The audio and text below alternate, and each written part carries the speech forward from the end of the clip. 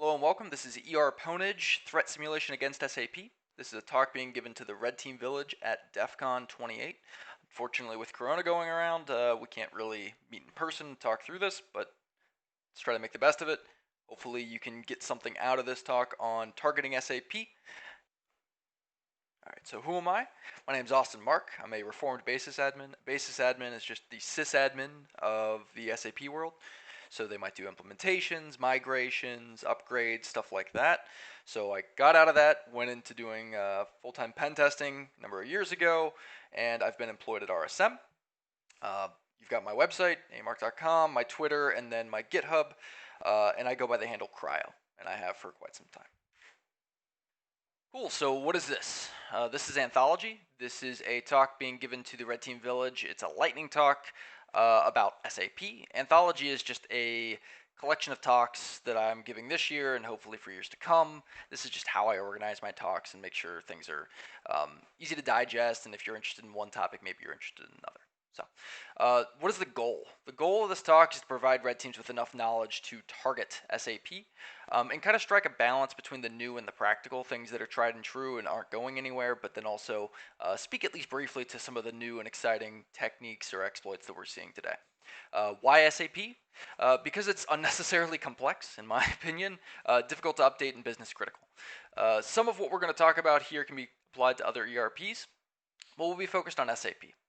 They have allegedly well over 120,000 installations worldwide, but some of the techniques that we'll be presenting on here can be applied to any ERP or anything you're attempting to target. So some of this is going to be kind of ERP agnostic or target agnostic, but really we're going to try to dive deep into SAP and focus mostly on that ERP. So the goal of this talk is to walk through some of those tried and true techniques and review some of those vulnerabilities and give you a jumping off point for attacking SAP. Alright, so on to the agenda. What are we going to cover? We're going to talk really quickly about what SAP is, how we get into SAP, what if we want to get out of SAP and maybe move laterally, and then what the impact of some of what we're doing is. So as red teamers, maybe sometimes we just care about access. We should be able to at least speak to what the impact is to the business and what we are able to get access to. All right, so what is SAP? SAP is an ERP. It's a suite of enterprise tools for management. Enterprises have to store it all somewhere, and SAP wants to be that single point of truth. So if you can manipulate that single point of truth, the impact can be pretty substantial. All right, and lastly, how do we get into SAP? So there are a number of recent exploits that have been released, including 10K Blaze, RECON, etc. These are going to take a while for a lot of businesses to patch. Many SAP systems don't go through the standard patch Tuesday that you see with other back-end systems that support a business. They tend to wait for a support pack or something that will effectively patch all of this at once with minimal downtime. In the case of 10K Blaze, orgs have regularly mispatched or applied what they believe to be a patch without adjusting their ACLs, and this vulnerability is unlikely to go away anytime soon.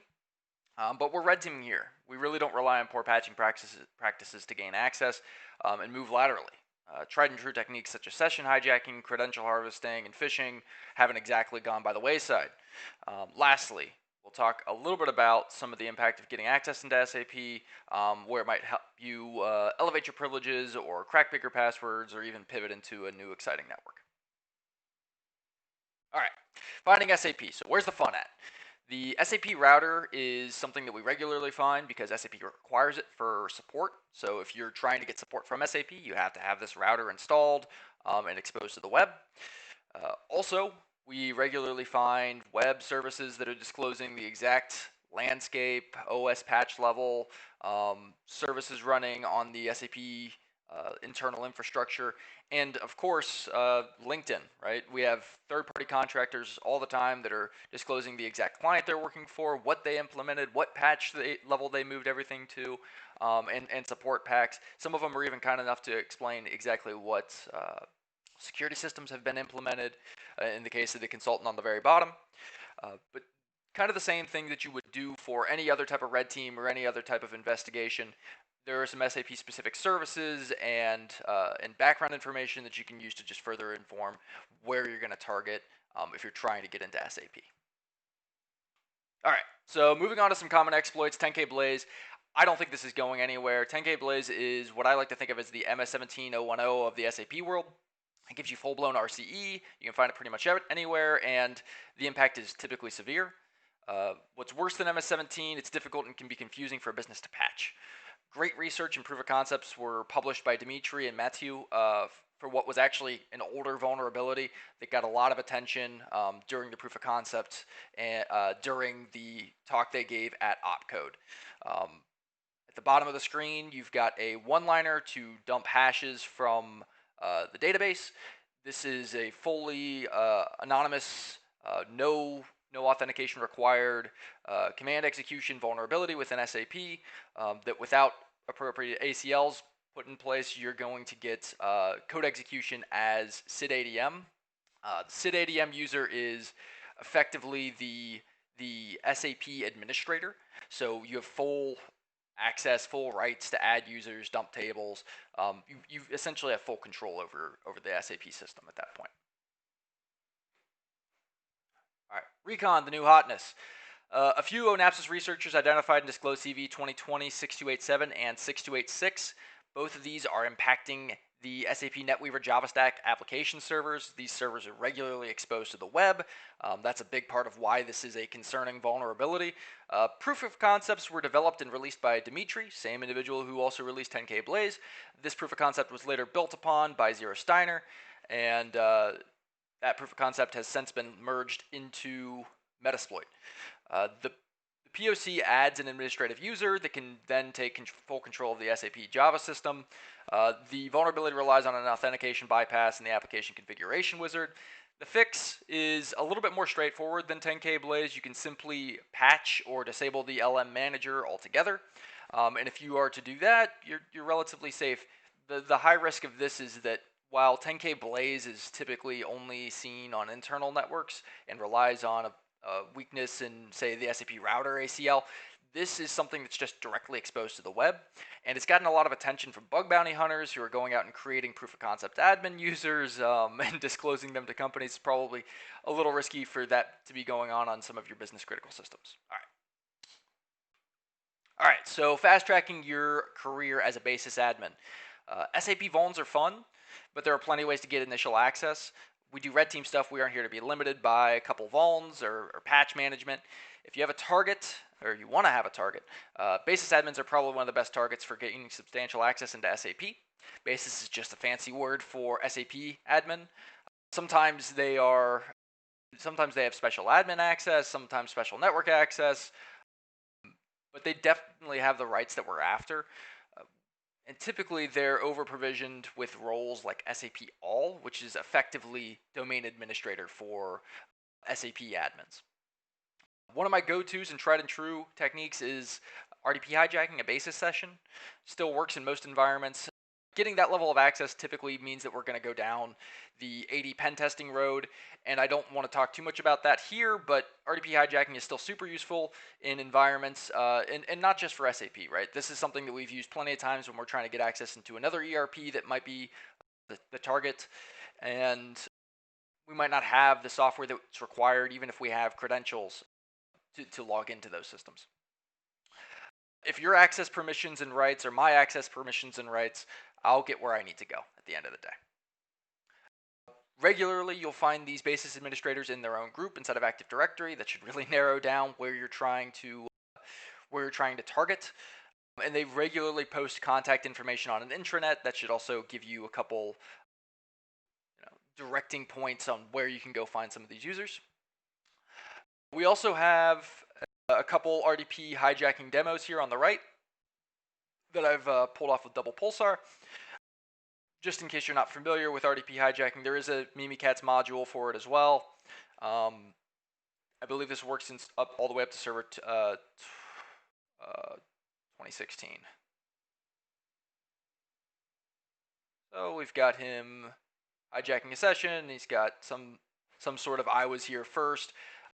Really what you're doing is you're just stealing a session.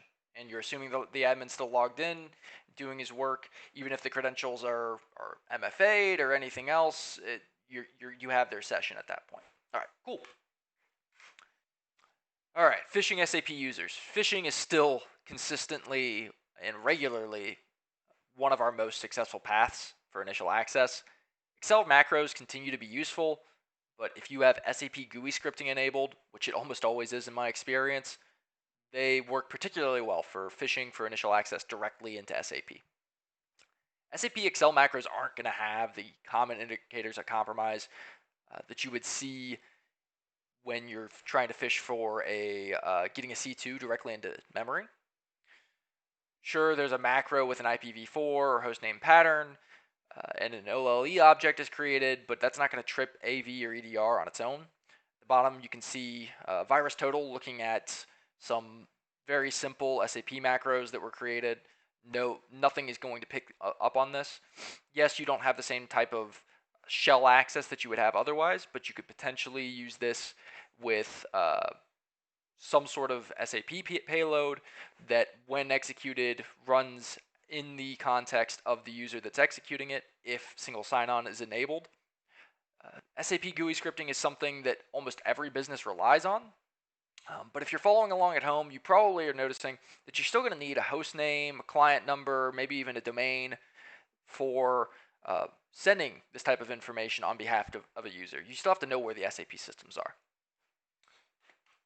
which is not a huge problem if you're trying to get host names. So SAP Web Dispatcher is absolutely everywhere. It's regularly disclosing SAP host names, domain schemas, services, and patches. I rarely see it require authentication at all, but if it does require authentication, typically if you go from /default.html to index.html, it bypasses authentication entirely. It will disclose the host name, services, OS version, patches, and in my experience, very rarely requires auth at all. Yes, these services can be disabled, but you could also check at /SAP/public/info. But if you're able to grab the host names of some of these machines that you're trying to target, you can pre-create SAP malicious GUI scripts or VBA macros. And there's just a quick screenshot of all of the SAP NetWeaver ICM services that are potentially disclosing this information out of the web, and I guarantee you there are plenty more. All right, so let's talk about grabbing some plaintext credentials. If you can get shell access on an SAP user system, those same SAP GUI scripts we just discussed are also worth hunting for. Regularly, they'll have hard-coded credentials, and there might be some fun backdooring or persistence opportunities for those scripts if single sign-on is not enabled. SAP uses what's called SNC for encryption. If you have shell access and you're able to find yourself in a man-in-the-middle type of position, you can use an SAP Wireshark dissector plugin that will quickly look through and parse out passwords directly from SAP PCAPs. There's actually a Wireshark filter that does exactly that. Shout out to those guys who wrote this fantastic plugin. I use it somewhat regularly if I can find a way to man in the middle of the traffic between an SAP system and the user systems.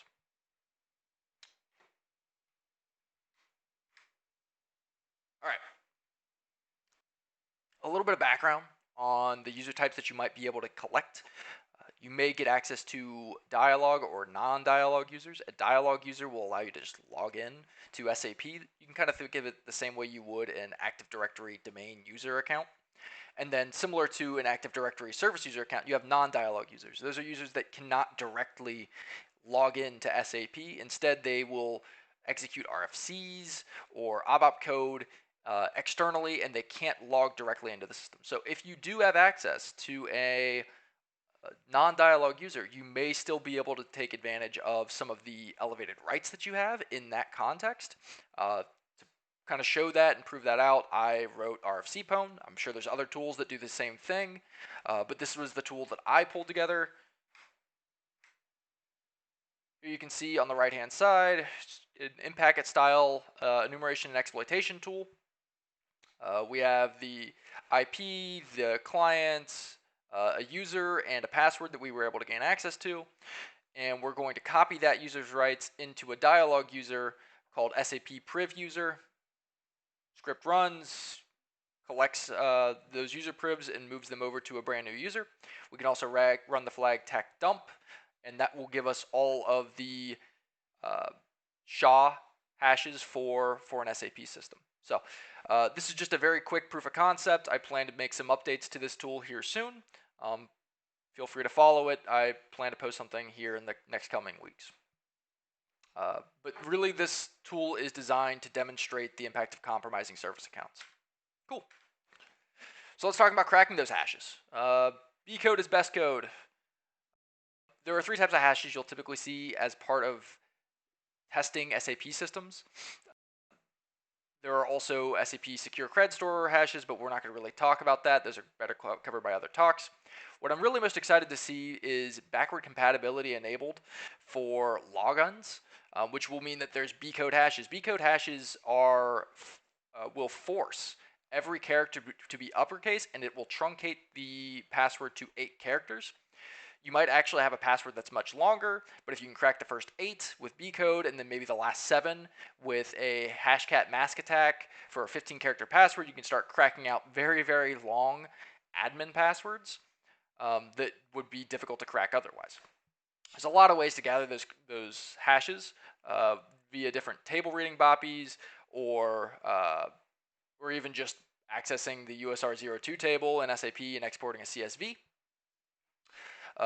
On the bottom, you can see some of the hashcat codes to crack these passwords. In the back, you can see a simple mask attack that executed almost immediately, where we were attempting to crack out a BCODE hash using just a uppercase, 8-character password, which cracked out with password.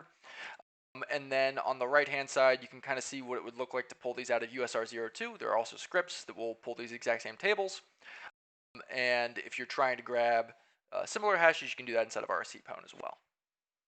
But BCODE is the best code. That is definitely what I'm looking for, and I regularly see because it is required for supporting older kernel versions of SAP. I think anything before 7.0, you have to be supporting BCODE. All right. Code execution. So everybody loves code execution. So we have hashes, we have access into SAP, but everybody wants shells. If you're new to SAP, SAP comes with this handy T code called SE38, and there's a transaction that you can run called RSBDCOS0.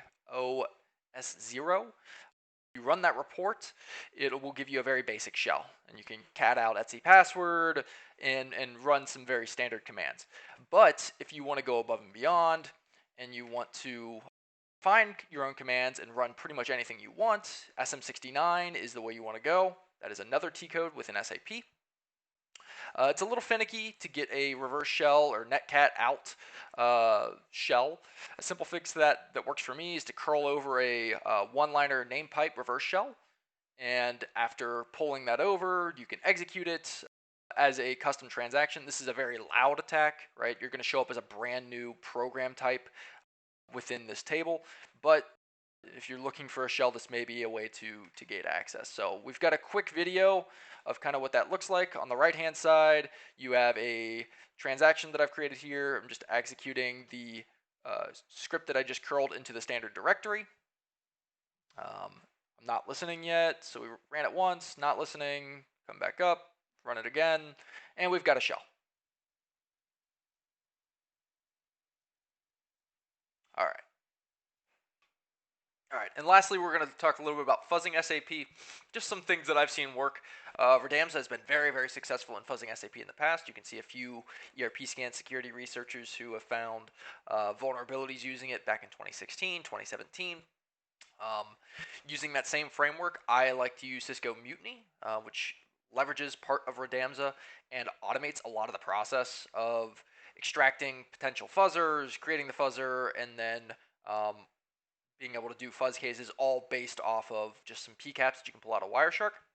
And then you can, of course, use that Wireshark dissector that we talked about and begin to understand what exactly is being fuzzed, how it's being fuzzed, and dive deeper into the binary And to that end, one of the things that I've been finding kind of interesting, and I haven't seen a ton of success with it yet, but I'm really excited about it, is this Vuln Fanatic plugin for Binary Ninja that will go out, look for sources and sinks, and start highlighting parts of the code inside of the control flow graph, and maybe show you where a potential buffer overflow from a memcopy or a scanf could be happening within the binary itself. So on the right-hand side, you've got the HANA database index server and some potential buffer overflows up at the top that Vuln Fanatic believes that it's identified. And then lastly, I'm just going to release a old POC that I had for a crash inside of the HANA database server that affected every version up until last August. So if you haven't patched since this time last year, consider patching, but hopefully somebody can find it useful or at least kick some tires for somebody. So those of you with a red teaming background or pen testing background have definitely touched Impacket or a tool that's built off of Impacket. Similar, but for SAP, is PYSAP. It's a library for crafting SAP network packets built off of SCAPI. Martin maintains this. He does a fantastic job. He has a ton of example scripts. Strongly recommended for trying to craft SAP fuzzers.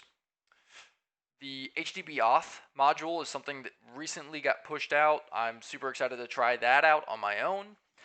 One of my favorites, and you can see it on the right-hand side, is this MS dump param example module that will tell you some of the potentially sensitive settings that may or may not be enabled.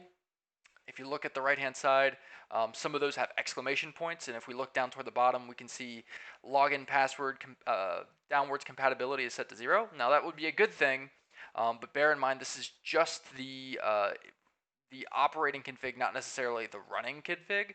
So even if it's a 0 here, there's a potential that downwards compatibility is enabled in something like RZ11. We won't get into too much of that here, the nuances. Just because it's marked there as downward compatibility disabled doesn't mean it's actually disabled in the running system. And if that is disabled, you might not get BCODE hashes, but maybe you'll get BCODE hashes because somebody's gone in and made that adjustment in the running config. And somebody's logged in or changed their password with that enabled. Further, there's a ton of different protocols that this is supported. Just if you're going to do any sort of packet crafting, this is a strongly recommended tool for fuzzers or for SAP research. And I use a lot of these tools in my pen testing, in addition to some of the standard modules you see inside of something like Metasploit. Cool. All right, so what did we cover? Newfangled SAP vulns, how to target SAP users and which SAP users I would personally target, gathering clear text credentials, code execution as non-dialog users, fuzzing SAP as a target, and the PySAP library. Some shout outs to some fantastic researchers, friends, people that I look for additional research from. These are all fantastic SAP researchers. I strongly recommend following each and every one of them. And then on the right-hand side, you have my Twitter and Discord. Feel free to reach out based on this talk, ask questions, and I'd love to hear from you, collab on some stuff. SAP is definitely a area of growing interest over the last couple of years, and I think it'll continue to be. And with that, we can turn it over for Q&A. I will be in the chat, so feel free to drop me questions there. This is pre-recorded just a little bit beforehand, so it's still very fresh, but drop me questions and I'll be sure to get back to you quickly in the Red Team Village Discord channel. And thank you for coming.